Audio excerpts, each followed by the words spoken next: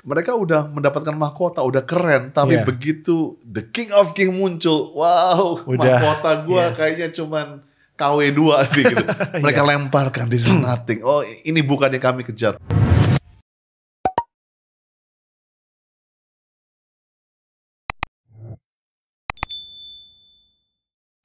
Yo, kita ketemu lagi di Today's Message Podcast bersama saya Yehuda Laswardi Octavian Fadli. Orang-orang biasa panggil saya Yehu, tapi kalau ketemu di jalan just call me bro. Oke. So hari ini kita kedatangan narasumber yang wow, yang luar biasa banget, yaitu adalah beliau lead pastor dari GBI Gandaria City Growth Center. Langsung aja, Pastor Andi Cokro. Hey, what's up, yo, Yehu. Ya, baik-baik, Pastor. Pastor aman-aman semuanya, Pastor? Aman, semangat, sukacita, terus gowes-gowes tipis aja. Gowes-gowes tipis aja. PSBB yang penting sehat ya, Pastor ya? Amin. Oke, mantul. Yeah. Nah, hari ini tuh kita mau bahas soal worship nih, Pastor. I love this, bro. Nah, kan kita semua juga udah tahu ya pasti ya kalau misalnya Pastor Andy itu betulan kayak pastor udah pastor yang worship banget lah di mana-mana kita ikut acara Next Gen atau pas misalnya pas lagi datang ke Gereja Kemuliaan Sion gitu ya, itu juga bicara soal worship dan lain sebagainya. Nah, mau tanya nih Pastor, kita penasaran nih, dulu awal-awal pastor itu langsung jadi gembala gitu atau gimana nih pelayanannya? Well, as a long story, kalau aku dikasih kesempatan buat buku, aku akan tulis perjalanan dari di balik simbal sampai di balik mimbar, gitu kan. Karena saya sempat pikir bahwa seumur hidup saya akan stay di paling belakang, di balik semua drum dan simbal, karena saya pemain drum, and I love to play drum dari dulu. Bahkan saya sempat bilang sama istri saya, well, I'm gonna play drum seumur hidup lah, karena saya pikir itu. Tapi saya percaya Tuhan tuh punya rencana yang luar biasa, ya.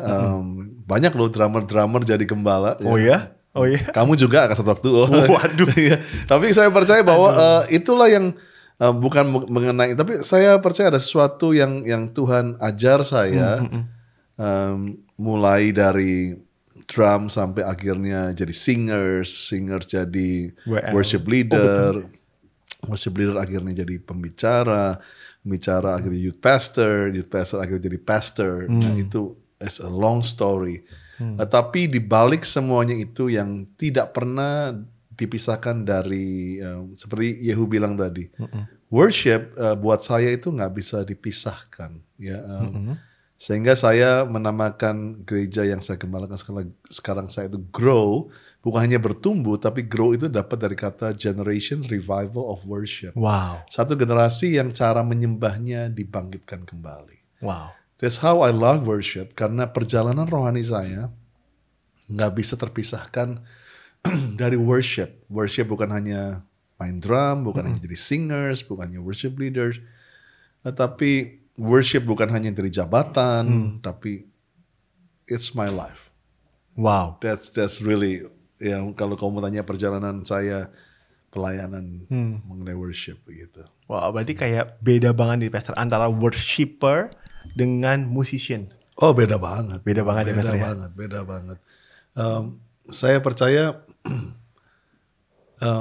kita dipanggil menjadi worshipers, bukan performers. Wow. Seringkali kita performers? Performers adalah selama kita dapat sesuatu, we'll do it. Performers adalah, selama lu bayar gua misalnya gua per lagu segini, lu suruh gua jungkir balik, I'll do it. Well, saya nggak bicara mengenai uang di sini, tapi banyak orang worship. Okay, God, Tuhan mau saya lompat, Tuhan mau saya berlutut, Tuhan mau saya nangis 1 liter. Selama you give me something, ada satu mentality perform. Kita di mana kita ingin mendapat sesuatu. Nah, itulah yang membuat kita seperti Tuhan mau kita jadi worshipers. Bukan, it's not about dapat return, dapat kembali, dapat sesuatu, kesembuhan, kayak berkat, kayak jodoh, kayak itu bukan itu yang kita cari, but worship is as simple as untuk mengenal hatinya Tuhan. Iya. Saya percaya itu yang I love musician. Saya suka banget music. Saya my family in music banget, kita bisa nyembah banget sama-sama satu keluarga.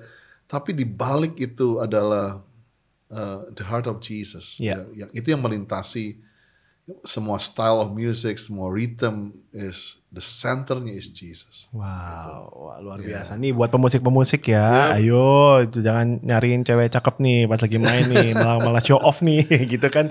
Oke, ini buat Tuhan ya, Pastor, penyembah ya. Yeah. Nah, tadi ada kata-kata yang menarik, Pastor. Worship is not about a job dan lain sebagainya, tapi worship it's a life, gitu kan. Yeah. Jadi It's maksudnya a lifestyle gitu ya. Nah, berarti kalau gitu harusnya worship itu nggak cuma ada di gereja dong. It is true. Betul kan, di rumah dimanapun juga kan, Pastor ya. Yeah. Nah, boleh tahu nggak sharing dikit, Pastor, kalau di rumah itu kehidupan worship Pastor dengan keluarga mungkin ya, itu kira-kira seperti apa, Pastor? Menurut saya worship itu bukan hanya di gereja, worship itu bukan hanya di satu event, tapi worship aja lifestyle. Bahkan saya katakan gini, worship itu seperti begitu pentingnya sama seperti kita makan, ya. Oke.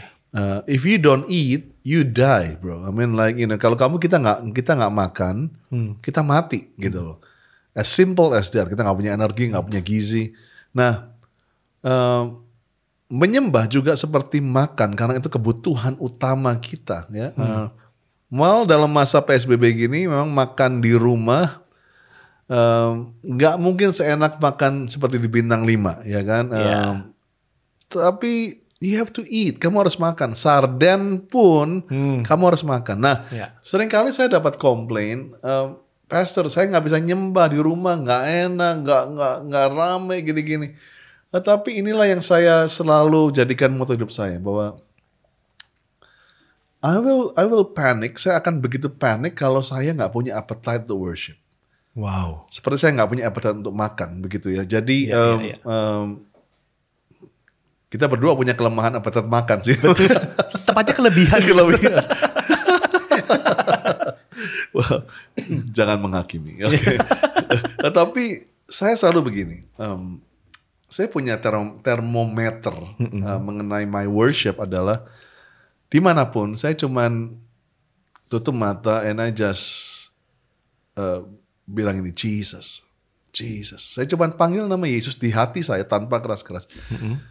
Kalau saya punya satu rasa apa ya, kayak panca indera rohani saya tuh, kalau saya ngomong Jesus saya nggak ngerasain apa-apa. I will be panic, bro. Wow. Karena biasanya in my normal worship life saya cuma bilang Jesus, I love you. I just feel kayak dia langsung brr gitu. You can just feel it.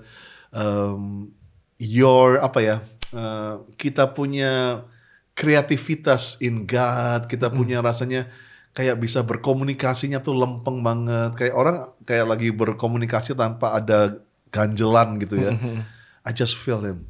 Nah, bukan saya nggak bebas masalah. A lot of pollution, a lot of gangguan. Dan sering kali waktu itu saya bilang Jesus sampai 4 kali, 5 kali, I don't feel it.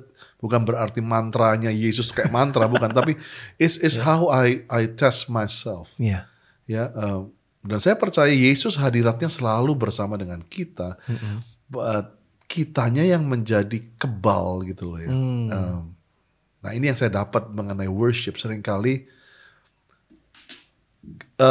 misalnya apa ya? Kalau kita sering pakai jempol ini misalnya untuk goes gitu ya. Maka ada satu bagian jempol ini akan jadi Baal. Iya. Baal tuh apa ya? Jadi tebel kayak gitu. Tebel kan? karena kebiasaan dipakai. Iya. Kebiasaan dipakai ya kan. Terus kebiasaan. Jadi kita mulai nggak berasa lagi. Ya. Pertama sih sakit gitu ya. Nah, begitu juga dengan panca indera worship kita. We overuse it tanpa kita mengerti. Lama-lama kita jadi Baal. Dulu satu refrain kita udah bisa nangis. Lama-lama 10 refrain sampai overtone, sampai wow, lu udah dengerin bahkan mungkin Hillsong sering nyanyi, you don't feel it. Nah, karena apa? Kita nggak mengerti dan kita hanya menggunakan worship. Sebetulnya worship adalah intinya bukan hanya menyanyi, bukan hanya merasakan sensasi ya. Nah, itu yang sering kali. But to feel him, untuk merasakan dia, kedatangan Tuhan, merasakan Tuhan begitu dekat dengan kita. Nah, banyak kita menjadi penyembah sensasi. Sensasi gimana? Nah itu, Sensasi worship tuh macam-macam kan. Kadang-kadang kita lihat sebelah kita nangis, kita bisa ikut nangis loh. Betul. That sensation. Iya, iya. Kita dengar suara ribuan orang nyanyi, that sensation. Nah buktinya ada lagi tuh, waktu kamu nyembah sendirian di depan gadget dalam masa online ini. Bisa kita merasakan, kalau kamu benar-benar worshipers, kamu akan merasakan tetap sensasi yang sama dalam hati. Nah, kalau kamu nggak bisa nyembah karena tidak ada lagi tadi, nggak ada crowd, nggak ada lagi WL yang baik, nggak ada lagi sound yang baik, nggak ada live music, dan kamu nggak bisa menyembah lagi. Probably ada something yang perlu kamu harus mengerti. Dan itu yang saya jaga, termostat saya nggak perlu bisa nyembah kalau ada musik, ada WL, tapi just feel Jesus gitu ya. Itu yang saya selalu, kalau saya cuma nyebut nama Tuhan, saya nggak ngerasain kayak getaran di hati saya. I'll be panic bro, kayak bilang wah ini kayak jadi rutin banget hidup gua. Gitu. That's how I keep my worship as lifestyle. Wow. Tadi malah ada yang menarik ya. Maaf. Jadi kalau yang dulu kita dengar satu reference aja langsung kayak wah gitu kan. Terus sekarang harus sampai 10 kali juga gak ada rasa. Jangan-jangan dulu pastor yang lagu Haleluya 12 kali dulu sekali. Terus gak ada rasa 2 kali sampai 12 kali. Jangan menghakimi. Bercanda ya itu ya. Oke, jadi lebih ke arah sebenarnya kalau misalnya dilihat lagi pastor ya. Kalau misalnya kita itu gimana ya, ini kan masalah kita bisa merasakan atau enggak, masalah kita tuh punya appetite atau enggak gitu ya. Ini ada hubungannya dengan relationship kita sama Tuhan gak sih? Pasti. Yohanes 4 ayat 23 itu kan bahwa Bapa sedang mencari penyembah benar. Betul. Yang menyembah Bapa dalam roh dan kebenaran. Ayat ini ditujukan bukan kepada Daud, bukan kepada imam-imam Lewi, pada imam-imam penyembah, tapi kepada seorang yang terkenal sebagai pendosa, pejina. Tapi Tuhan merubah jadi penyembah yang disebut wanita Samaria. Tapi yang bisa dilihat di sini adalah bagaimana kehausan, kelaparan. Dia bicara bagaimana aku mendapatkan, kalau aku minum aku nggak haus lagi. Dan saya percaya itulah the key of the true worshippers, adalah menjaga kelaparan, kehausan kita. Pernah nggak kita ya dalam satu tahap merasakan hadirat Tuhan dalam penyembahan yang tidak bisa berhenti? Kamu nyanyi di gereja, kamu di jamaah, kamu nyanyi lagi tempat parkir, kamu masih nangis, di mobil kamu masih merasakan itu. Dan ada sesuatu kayak semacam, saya nggak suka kata nagih sih ya, tapi ada satu yang kayak rasa, wow, this is more than gold. Ini lebih dari emas. Ini lebih, ada satu fullness yang kita rasakan. Makanya Daud bilang lebih baik satu hari di pelataranmu. Ini menunjukkan sebetulnya bukan mengenai clock in, clock out yang satu hari 24 jam gua di rumah Tuhan. Tetapi like, lebih baiknya itu loh. Lebih baik aku, jadi ada satu pilihan dikatakan lebih baik worship ini daripada aku nonton, lebih baik aku worship daripada kerja. Bukan berarti kerja nonton nggak penting, tetapi the hungerness itu yang kamu kejar kan. Kamu lagi craving buat something, apa itu kayak orang ngidam gitu ya. Oh, I want this man, I want this. Nah itu worship. Itu yang harus kita buat seperti itu. Ada gak rasa nagih? Rasa kayaknya Tuhan, I did this more than anything. Nah, itu yang saya percaya yang harus kita jaga dalam kehidupan kita, dalam penyembahan kita. Untuk benar-benar merasakan Tuhan, I need you more. Dan yesterday, I need you more than before. Aku perlu engkau dari kemarin, aku perlu lebih lagi daripada sebelumnya. Itu yang saya katakan, yang menjadi resep saya adalah menjaga appetite, kelaparan, kehausan kita. Bukan hanya untuk nyanyi, tapi untuk menyembah. Menyembah ya Pastor. Menyembah itu as long like menyembah is just like make connection, relationship yang begitu intim dengan Tuhan. Bahkan kenapa seringkali kita digambarkan sebagai mempelai pria, mempelai wanita, it's just like that. How kalau orang itu saling cinta itu waktu sejam kayak semenit gitu. Betul. And that's how you is so hungry with Jesus, like nggak pernah cukup. Ya, dan itulah yang kalau kita bisa punya prinsip of worship seperti itu, saya percaya aliran kehidupan itu nggak akan pernah berhenti. Worship bukan lagi menjadi hal yang boring. Iya, betul. Tapi worship menjadi, you can worship anywhere gitu. Ya. Dan itu yang saya belajar dari Bapak Roni saya, Pak Niko, sampai hari ini. Pak Niko setiap kali dia cuman panggil Bapak gitu ya. Kita bisa lihat tuh ada kalau sudah di panggung ekor air mata, matanya ini ada air mata selalu. Cuman dia bilang Bapak. I think this is the recipe of Pak Niko, you know, as a worshippers yang menjadi legacy daripada worshippers di Indonesia. Tapi yang orang sering kali lihat adalah legasinya, positionnya. Wow, enak ya Pak Niko. Tapi untuk jaga itu keluar air mata itu nggak bisa dibuat-buat. Betul loh itu, Pastor. Itu yang saya lihat Pak Niko. When we saw it many times, dia cuma panggil Papa. Itu di sini tuh ada airnya. Lu nggak bisa buat ya. Masa lu kasih tetes air mata terus tiap ini. And dari tahun saya mulai melayani dia tahun 88 sampai hari ini. Itu yang nggak pernah berubah. That's the heart of worship, bro. Yang saya suka banget gitu loh. Wow, ini masalah kayak kerinduan kita untuk bersama Tuhan gitu. Jadi maksudnya kayak bisa gini nggak sih, Pastor, kalau misalnya kita analogikan ya, mempelai pria mempelai wanita kan, kalau yang saling mencintai itu kayak baru pisah sebentar aja udah pengen ketemu lagi, gitu kan. Jadi kayak kalau pisahnya lama-lama terus pas ketemu nggak ada rasa, padahal something wrong kan ini, Pastor ya. Ini harus ada yang diperbaikin dari dalamnya gitu kan. That's true. Betul ya ini ya. Wow, jadi ini masalah kecintaan kita akan Tuhan kan. Nah kalau gini, Pastor ya, gimana ya, maksudnya kita kan nggak bisa bilang kayak misalnya, ini ada si A nih, cintai dia, kan nggak bisa, Pastor. Maksudnya kayak memang kita sering banyak dengar di gereja kayak cintai Tuhan lebih lagi, cintai Tuhan lebih lagi. Nah tapi kayak kalau kita nggak mengenal siapa Tuhan, gimana cara kita mencintai dia gitu kan. Nah kira-kira kalau dari si Pastor ini untuk membangkitkan rasa cinta kita ke Tuhan yang berujung pada kita suka worship gitu ya, Pastor, itu bagaimana, Pastor? Hosea 6 ya nggak salah ya. Berusahalah untuk sungguh-sungguh mengenal Tuhan. Nah begini, Daud pun satu kali harus memaksakan dirinya. Hai jiwaku, pujilah Tuhan. Oh iya betul. So gini ya, saya juga nggak bilang bahwa my season always like heaven ya kan. I wish. Dongengnya kan begitu, kata Tuhan, langit selalu biru, jalan tol. Tapi kita ngalamin yang namanya masa-masa seperti Elia di Kerit, bagaimana Yunus di perut ikan, Yusuf di sumur yang kering, Daniel di gua singa. Dan inilah yang saya rasakan bahwa sometimes we have to challenge ourselves. Saya selalu menempatkan diri saya selalu bilang the process of zero. Menjadi nol. Ya, jadi selalu begini.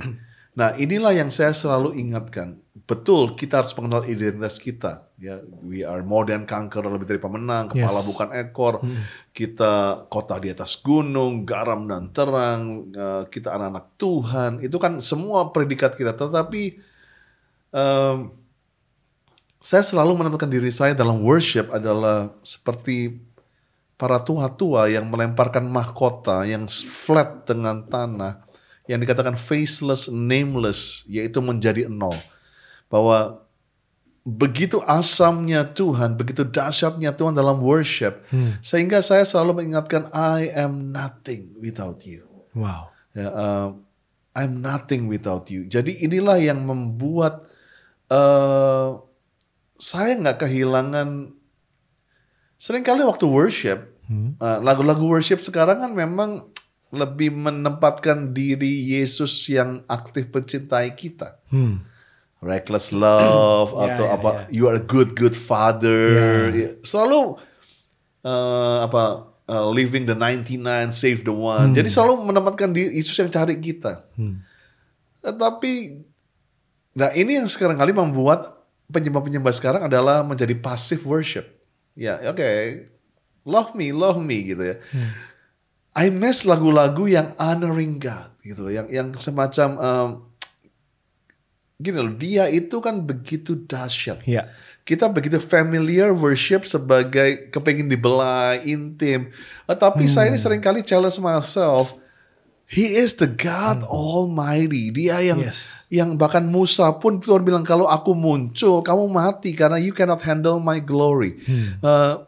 Jadi saya tuh seringkali waktu saya mau menyembah, saya menempatkan diri saya, I am zero, I am nothing. Bahkan seperti Yesaya, celakalah aku najis bibir. Karena the glory of God itu something yang we have to honor. Nah, sikap honor ini memang disamakan dengan gentar dan takut. Tapi bukan kayak takut kayak anjing habis dipukulin begitu ya. Tapi you are so honored God. Like, you know, God, I am zero gitu loh. Wow. Nah, itulah yang saya rasakan in my worship.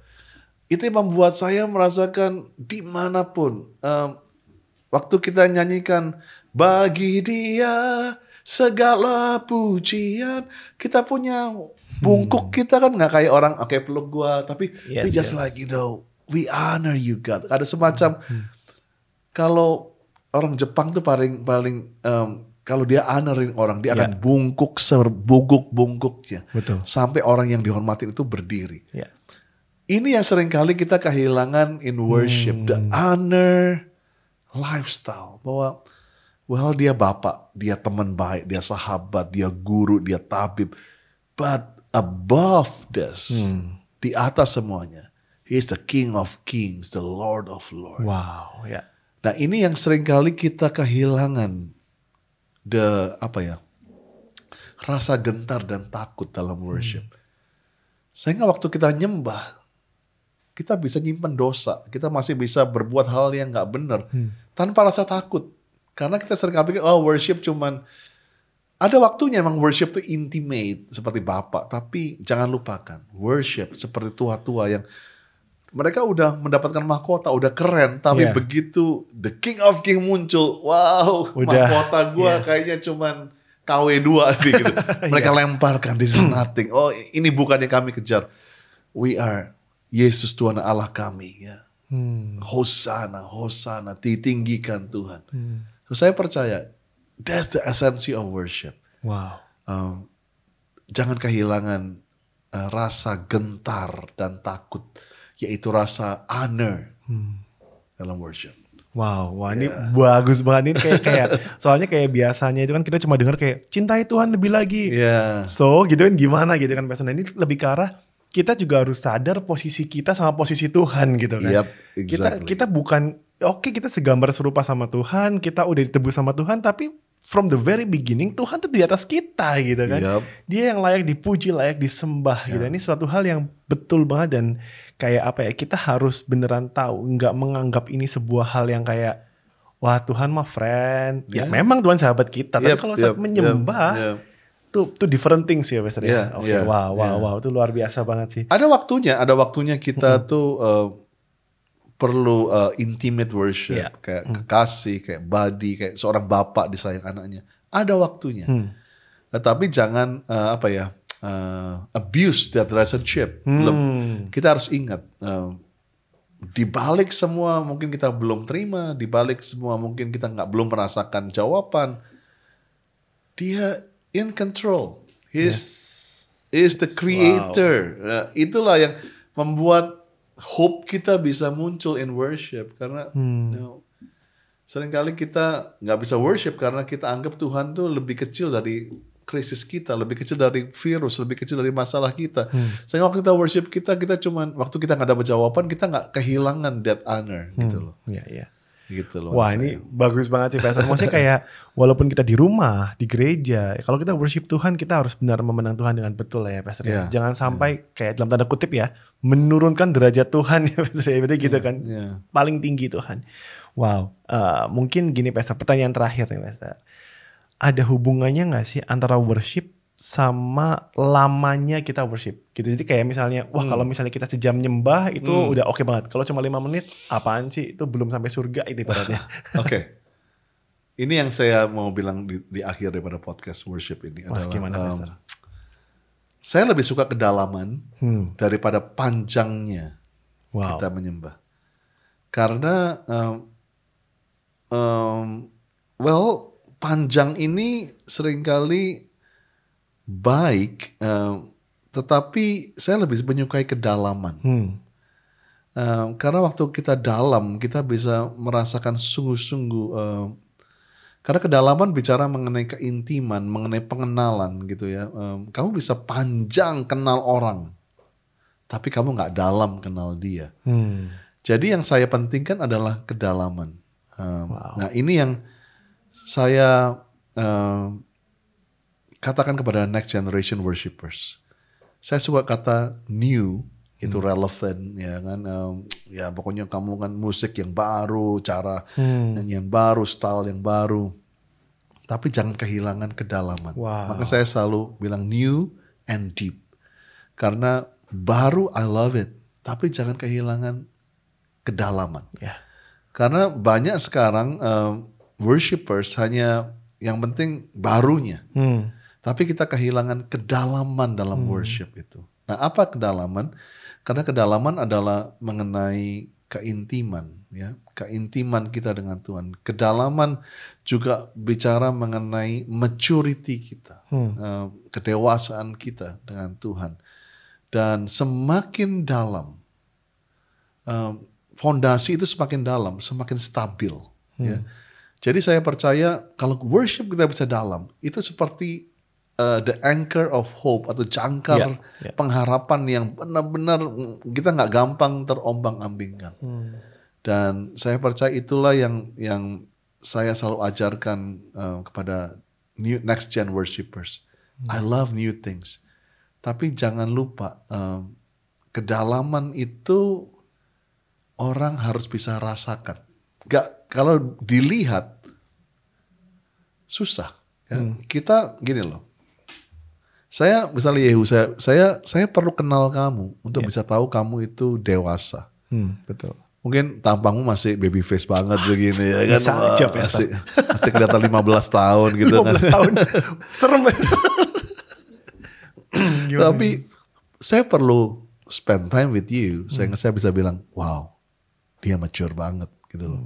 So you need time untuk bisa kedalaman membuat keintiman atau kita tahu maturity orang itu kita perlu kenal. Betul. Kita nggak bisa baik kelihatan. Nah seringkali orang senang hanya yang baru tapi nggak suka kedalaman. Nah worship yang benar adalah menambahkan kita lebih mengenal Tuhan. Nah disinilah yang kita harus pikirkan. Ambil spend waktu untuk dalam, depth. Wow. Dan inilah yang saya welcome Anis, lagu-lagu yang baru kemarin sore diciptakan atau yang paling jadul sekalipun itu nggak jadi masalah buat saya selama orang-orang bisa merasakan intim dengan Tuhan. Itu yang selalu di gereja saya bilang pada worship leader saya, selama 80% orang nyembah, engage with God, mau lagu itu lu baru ciptain detik yang lalu, go for it. Dan saya suka sekali anak-anak saya sering kali naik dan mereka nyanyikan lagu-lagu yang begitu lagu-lagu yang lama, Kidung-Kidung Agung. Ya.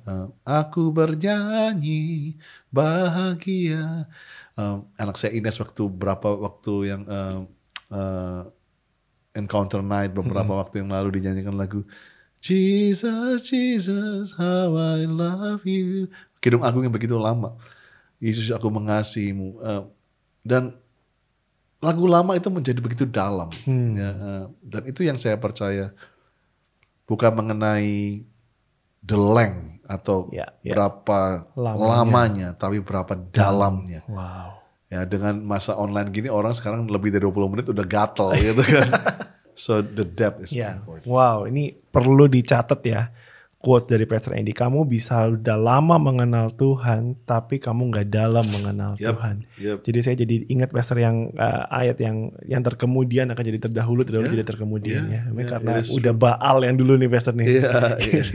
Oke, so thank you banget Pastor buat podcast sekarang ya, buat waktunya. Ini thank you banget, kita banyak banget belajar. Dan buat semua yang mendengarkan ini juga, ayo kita sama-sama buat yuk jalanin semua apa yang udah kita dengar saat ini gitu ya Pastor ya. Yes. Oke, thank you banget Pastor. God Sama-sama bless you. yuk. Oke, bye-bye. God bless.